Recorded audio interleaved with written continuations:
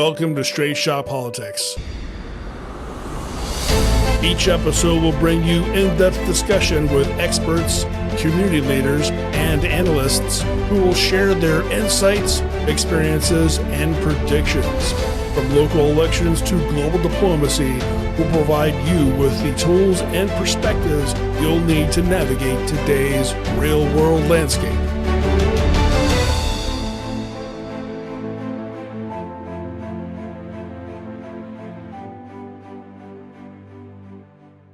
Welcome to Straight Shot Politics. I am Lisa Chafee. And I'm Michael Nash. Hey, Mike, on August 3rd, we had the pleasure of attending the Union County Republican Party annual Summer Farm Fest. We did. It was a great success, and we had an awesome time meeting our elected officials, such as Secretary of State Frank LaRose, and Treasurer Robert Sprague, Auditor Keith Faber, and two, not one, but two Supreme Court Justices, Pat Fisher and Dan Hawkins. I love both of them. These Wonderful guys are men. great. Yes.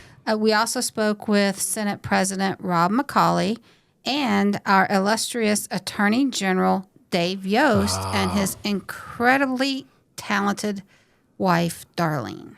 I love Dave and Darlene. They're great folks. Really enjoyed spending time with them. Yes, me too. This will be one of several episodes. We had a great time interviewing our guests, and we hope you enjoy listening.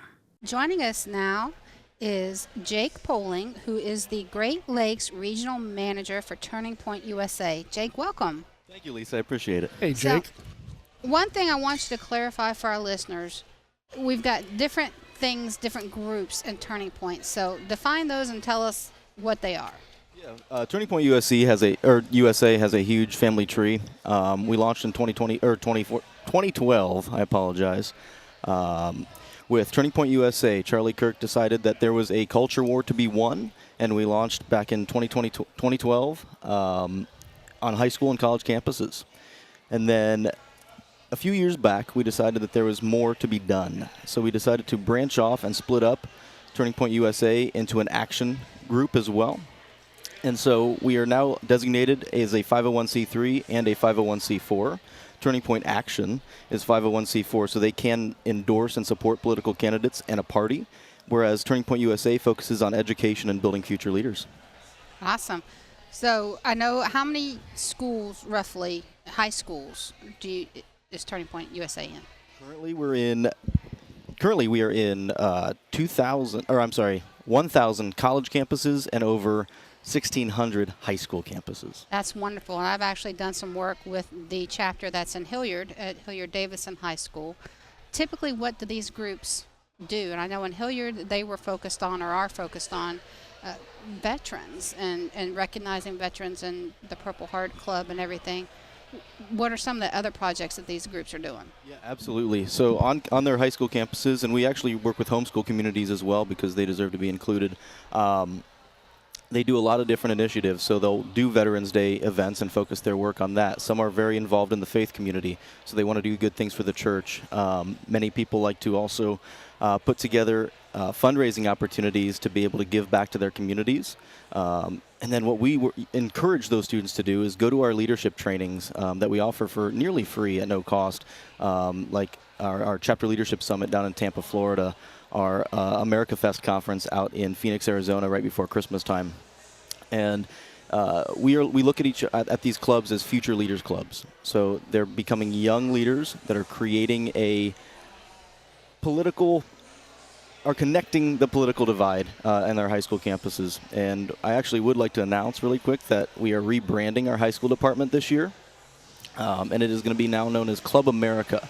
Okay. With high school students. So it's very exciting. That's good. That way students have the ability to express their leadership and their conservative views without the direct affiliation with Turning Point USA and what we do as an activist group on a college campus.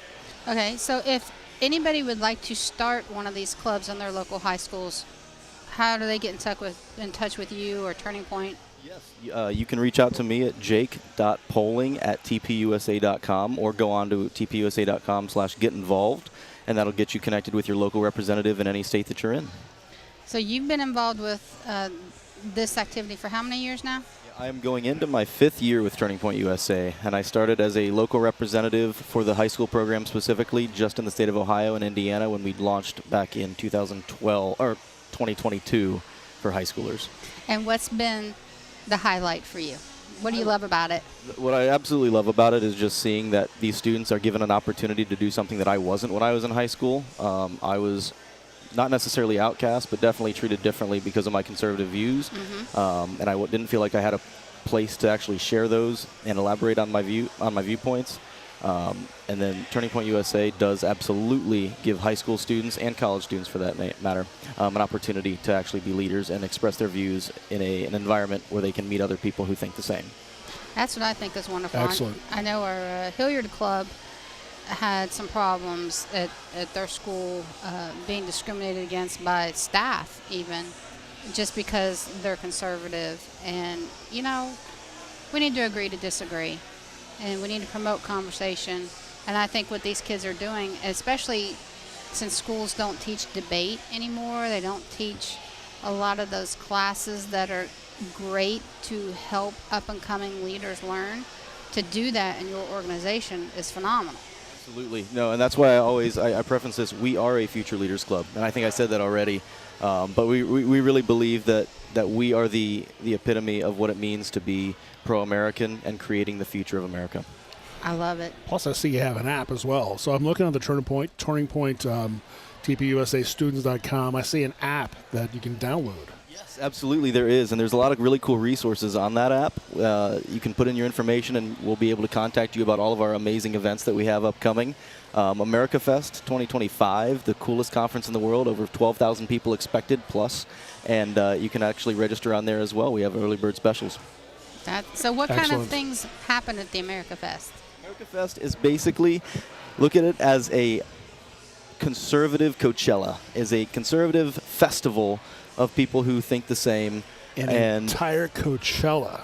yeah. That's good stuff right there, man. Absolutely, man. Yep. No, we love it. And students from all across the country can get there and meet people from all over the world and all over our beautiful nation and celebrate what makes this country great. That's wonderful. So tell us again where people can contact you. You can contact me at jake.polling, P-O-L-I-G, at tpusa.com, or you can go onto our website, tpusa.com/getinvolved, or Club America for high schoolers /getinvolved, and we will be connecting you with our local representatives, high school students, college students, and parents. I love it. Jake, thank you for joining Thank you very us much, today. Jake. Thank you, guys. Jake. Appreciate you. Have a great day. You guys too. Thanks. Thank you. Joining us now is Attorney General Dave Yost, and his beautiful wife, Darlene, is sitting here with us, too. She may or may not chime in. We'll see if we she's can being coax shy her now. into it. Oh, no. Sir, how are you? I'm doing great. This has been a great summer. What have you been doing since you paused your campaign for governor? I've been working on being the best damn attorney general in the United States of America. Well, and I have to say, I think you're doing a phenomenal job. Thank you. I appreciate the battles that you have taken on, especially in the realm of education, because it is a tough fight out there. And right now, I know you're working on a lawsuit defending the Ed Choice program. Tell us about that. So the left, as they always do when we go through the democratic process, have hearings, get through both houses, get to the governor's desk, get a signature, and go through the process. Of course, they don't like the outcome, and so they go to court and try to sue and overturn it. That's what they're doing with Ed Choice. We had a decision a couple weeks ago where the 10th District Court of Appeals in Franklin County, Ohio, that's Columbus, found a couple of constitutional deficiencies. We think that they just completely ignored existing Supreme Court precedent that should be binding on them. We've appealed to the Supreme Court, and I think that we're going to be fine. Interestingly, we have Ed Choice is still the law of the land.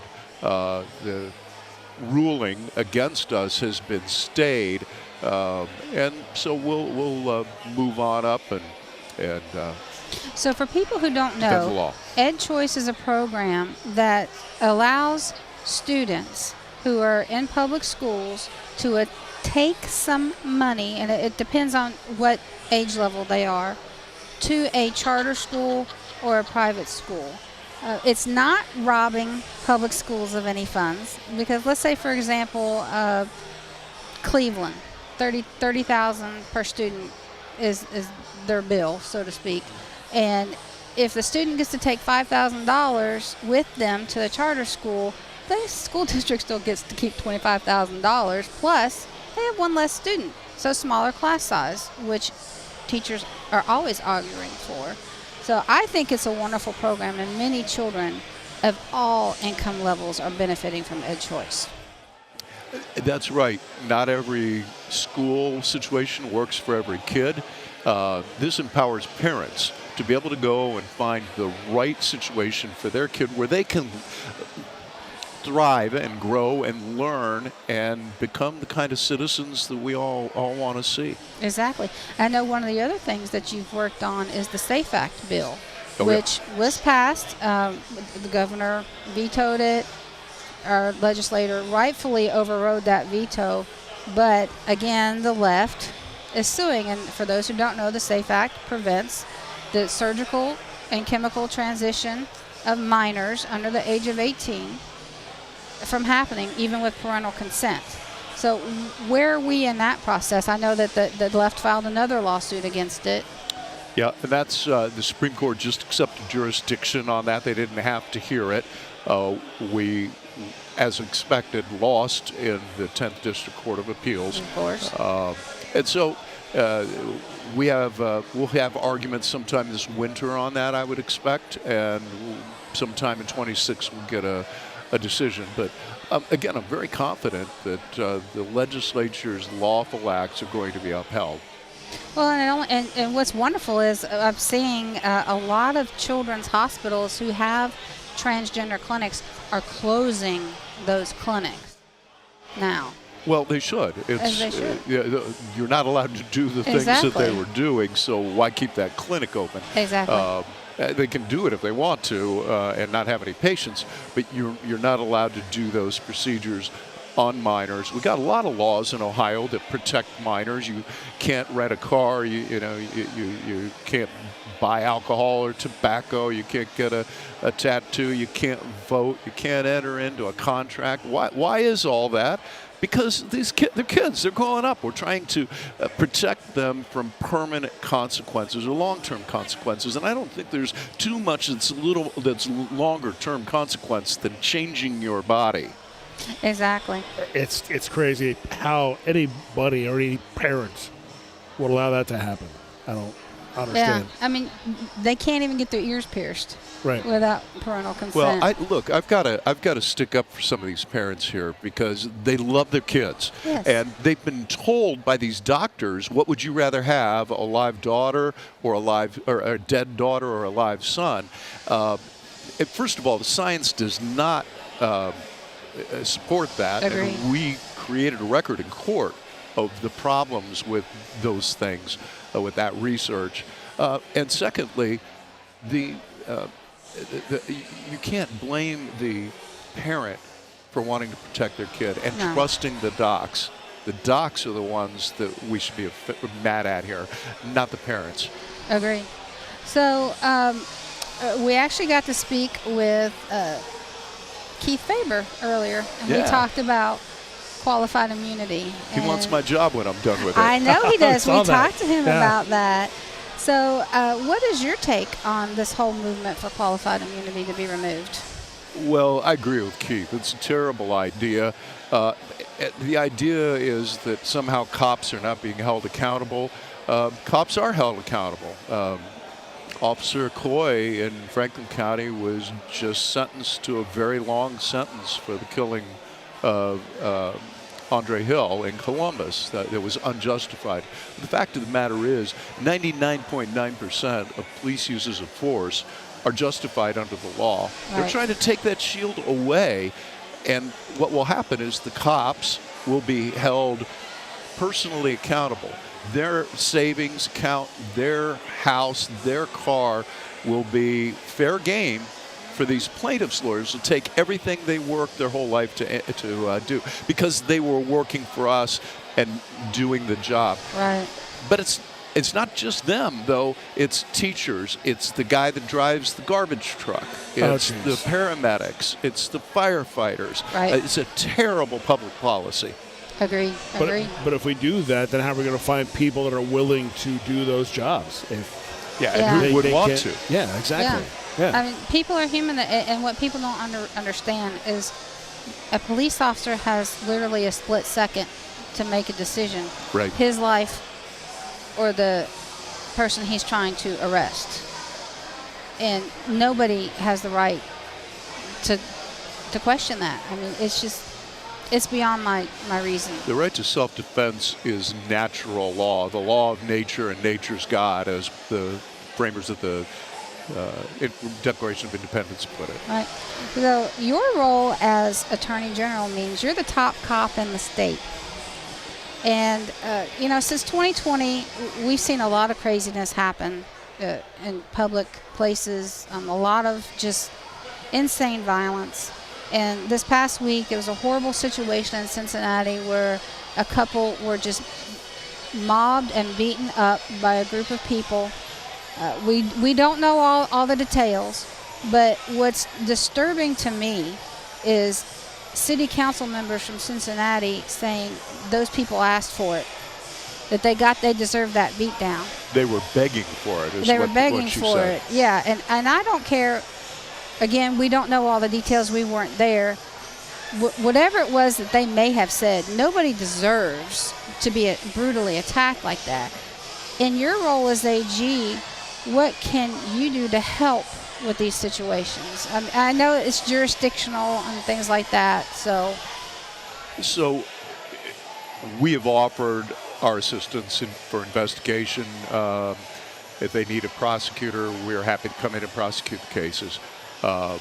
Process seems to be going on without us, and that's fine. We like government close to the people. That tends to be accountable government. But look, to go back to what you were saying for a second ago, there is no set of words that justifies this. Even if that guy threw the first punch, you know where the justification ends? When he is on the ground, cowering in the fetal position, protecting his vital organs and his head, because this mob is punching and kicking him and stomping him. That is not justified by anything ever. I'm telling you, as the chief law officer of this state, that's not a defense. Drunkenness is not a defense. Those people committed a crime. They're entitled to their trial by jury, but it's on video, and there's no justification for what we saw once they were down. I hate to ask a really poor question, and perhaps it's not my place or not your place. I don't know, it might be your place. But is there some sort of determinant factor somewhere that what kind of justice they're able to apply, is that going to be enough? Or is that enough? Let's say, for example, if it's a certain leaning side of city, and this particular group decides to go light on those folks. Is there any kind of recourse from the state level that's even appropriate? Well, no, because the jurisdiction to do these things is at the local level. And I'm not sure we want somebody from Columbus deciding what justice looks like in every town in Ohio. Right. But look, I'm hopeful here. The prosecutor down there has charged them with felonious assault, which is a felony of the second degree, aggravated riot. I mean, these are serious crimes. She didn't go light on the charging, and so if she pleads it down, there's going to be hell to pay. How do you explain a plea down? I'm hopeful that justice is going to be done here. But I will add this. President Trump, God bless him, elections have consequences. Mm-hmm. And he appointed Pam Bondi, who appointed somebody named Hamid Dillon, who runs the Civil Rights Division. You'll remember all kinds of times when the federal government would come in under Obama or Biden and have a civil rights investigation after the criminal case to see if anybody's civil rights were violated. Guess what? She's watching this case. And so there's federal jurisdiction. If justice is not done, I am very hopeful that the Trump administration will finish the work. Hopefully, though, that won't be necessary, and the process is going to produce the kind of justice that we all know ought to come out of this. Well, we hope common sense will prevail and that justice is served, yes. So you've been Attorney General for quite some time now, and you served in other roles. You suspended your campaign. What are you going to do now? Baby, what am I going to do now? Your mic is open, by the way, so you can go ahead and talk if you want to. Have I ever had a choice in what you've done? Wow. Now you're regretting letting her sit down, aren't you? Can we mute that? No, We can, but do you want to? yeah, we've been talking about it. We agreed to take this summer and just get some distance and pray and talk and recalibrate our lives, because for 16 years, I've been running all over the state. Right. Doing a political job and a government job, and it's a lot. So but I'll tell you what she's doing. 3 days after I suspended the campaign, she signed up for a graduate certificate in pastoral counseling at Liberty University. That's phenomenal. Great. So she's been working all summer on that, and she's doing great. I'm really proud of her. Well, I will tell you that Dave is not done serving people. He will serve in some capacity. We just don't know what that looks like right now. And he will serve with purpose. So, Yes. There we go. That's one of the things that I admire about you, sir, is while you follow the law, you don't allow your personal beliefs to affect that. You follow the law as the law. You don't make the laws, you enforce the laws. But Thank you. That's the nicest thing anybody said about me this week. But in the time I've gotten to know you these last few years, your faith just comes through, and you're such a joy to be around, and I enjoy talking with you.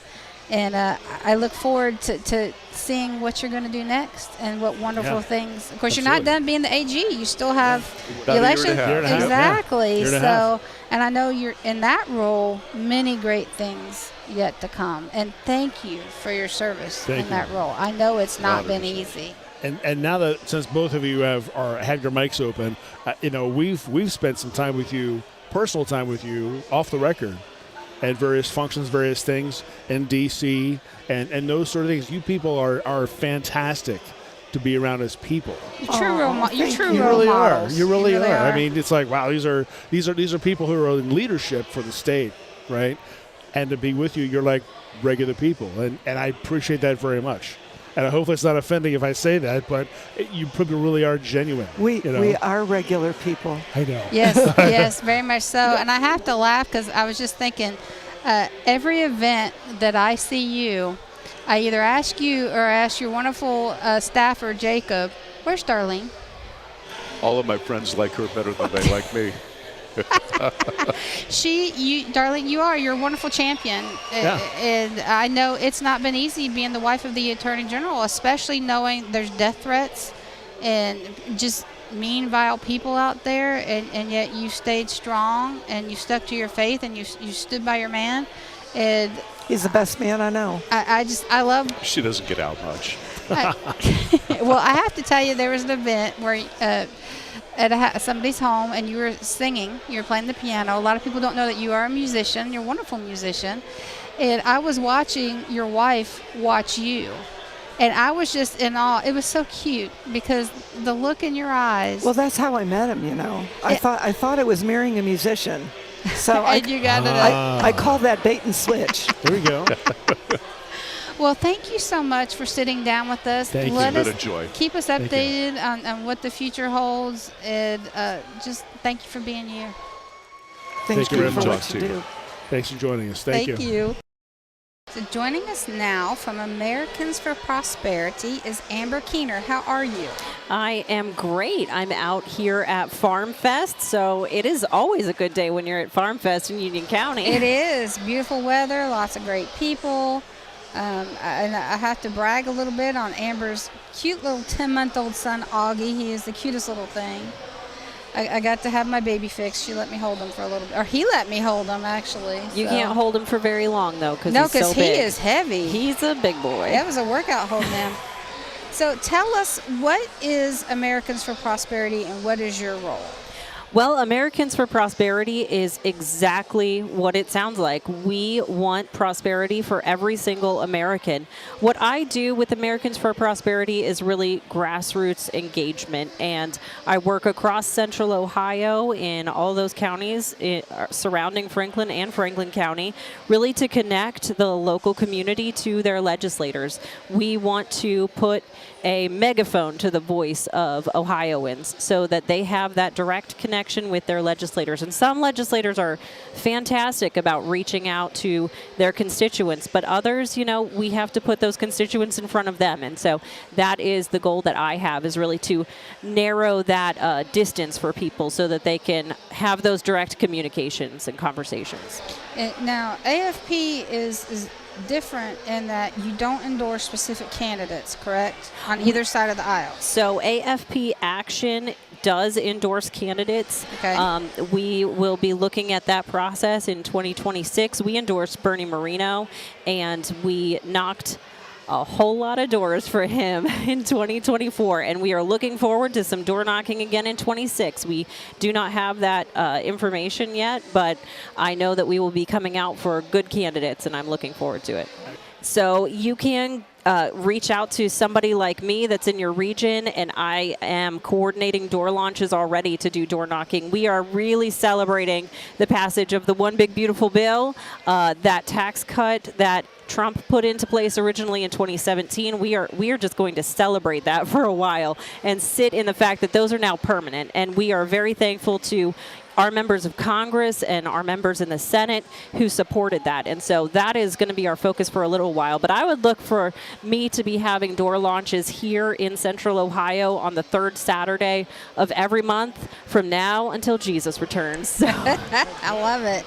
I love it. So one of the pieces of legislation of late the AFP has worked on is the REINS Act. Yes. Tell us about that. I did a lot for the REINS Act. I did a whole road show with partners all across the state. Our team really took a big hand in promoting the REINS Act, and that would be reducing regulation. A part of that did get into the budget, but I think there is more work to do with that. I would anticipate that we see some more work coming on REINS out of the Senate in the future. Now, one of the things that I admire about you, Amber, is you take the time to put on events that people can come about specific issues. Yes. That people can come and hear speakers on that particular topic, ask questions. For example, on August 20th at the McCoy Center in Hilliard, we are having and I say we because Franklin County Republican Party is co-sponsoring this. Omar Tarazi helped put this together as an educational forum on the future of education in Ohio. And our current endorsed gubernatorial candidate, Vivek Ramaswamy, is the keynote speaker. Tell us more about that. So that is an education summit, and Vivek will be speaking as the keynote, but we do have a panel. And I think that there's some confusion about what this is about. It's not about educational techniques, it's not about how you teach in the classroom. It's more about the structures here in Ohio that deal with funding of education. And there's a lot of ins and outs of that. So I think that that's more what we're going to be seeing in these discussions from that panel. We do have some great panelists like Tara Myers, who is a mom on a mission and an advocate for parents. We have Senator Andy Brenner, who has a lot of experience with funding of students in different districts all across Ohio. I think he's got a lot of information. And then we also will have State Representative Brian Stewart, who runs, or is the chair, of the House Finance Committee. And that's an important element to consider. How are we funding our public schools, and how are we balancing that with school choice? And I think that that's a conversation that is worth having.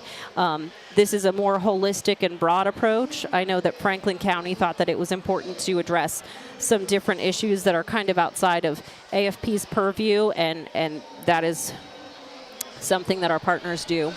Well, school funding, it's a very hot topic right now, especially with the relating to levies and property taxes.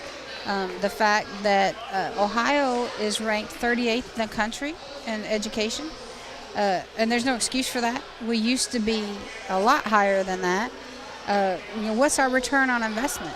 How, in my opinion, the schools should be getting enough funding that they shouldn't be coming to the taxpayers and asking for levies.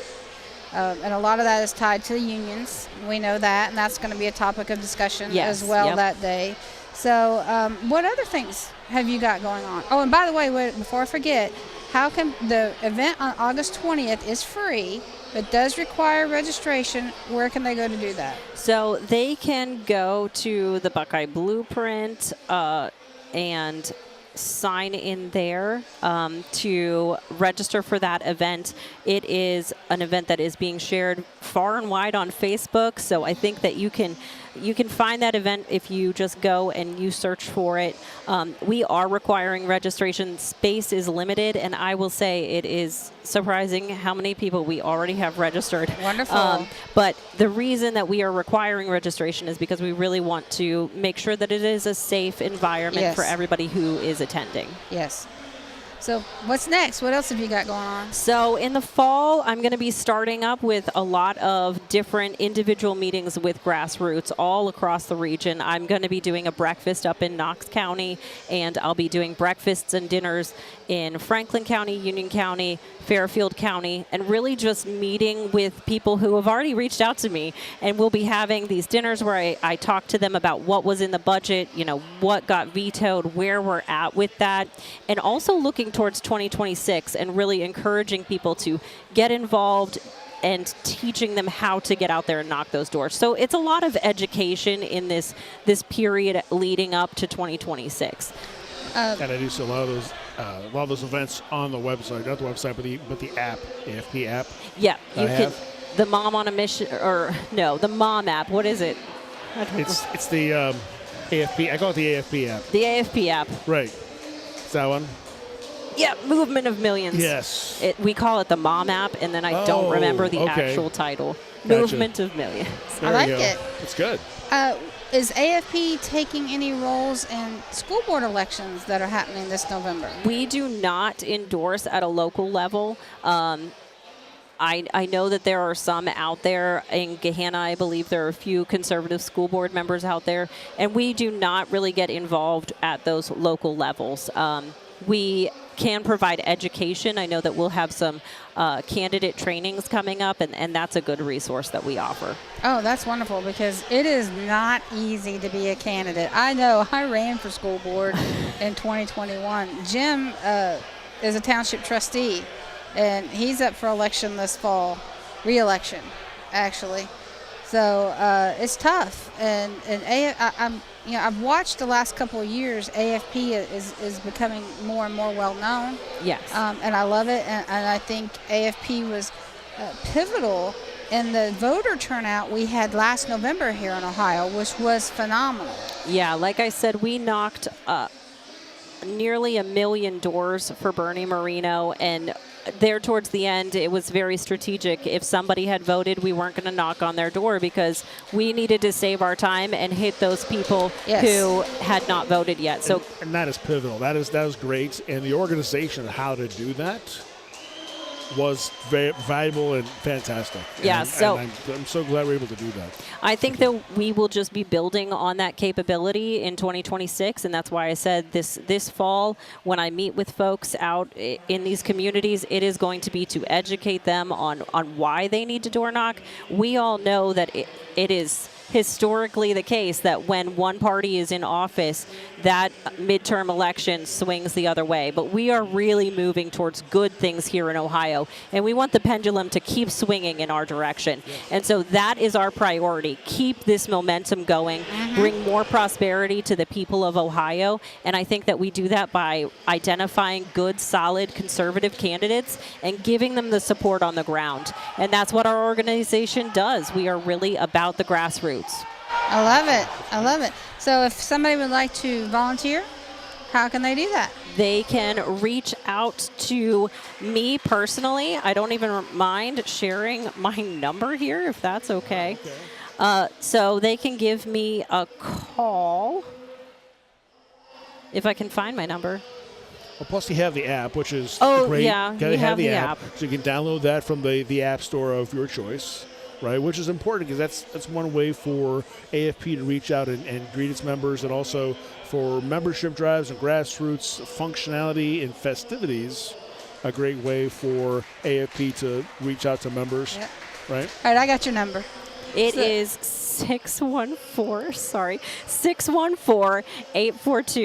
614-842-3298.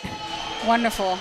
And they can also go check out the AFP website, Yep. Americans for Prosperity. Americans for Prosperity, and that is the best place to get information. And also go there. You can find the link for the educational forum with Vivek on August 20th. That's happening at the McCoy Center in Hilliard Yep. from 6 to 8 p.m. It's going to be a great event. I'll be there. So what Jim what will is be now, there. What is now the new vehicle that used to be the Bidenomics vehicle? What is that now? Prosperity is possible. I love Okay. it. I love it. That's good. So it's got a new wrap on it, and Oh, the bus? yeah. I don't know if we're still taking the bus around. We had it around tax time. I know that we did some support for Bernie right then when the big beautiful bill was really, I think, slowing down in its momentum. So Right. we had to do some support to make sure that kept going. So that was a priority. Awesome. Okay, good Well, stuff. Amber Keener from Americans for Prosperity, thank you for sitting Thank down you, with Amber, us. very much. Thank you so much, guys. Really appreciate it. Have a good one. Thanks. Thank you for joining us. This has been Straight Shot Politics.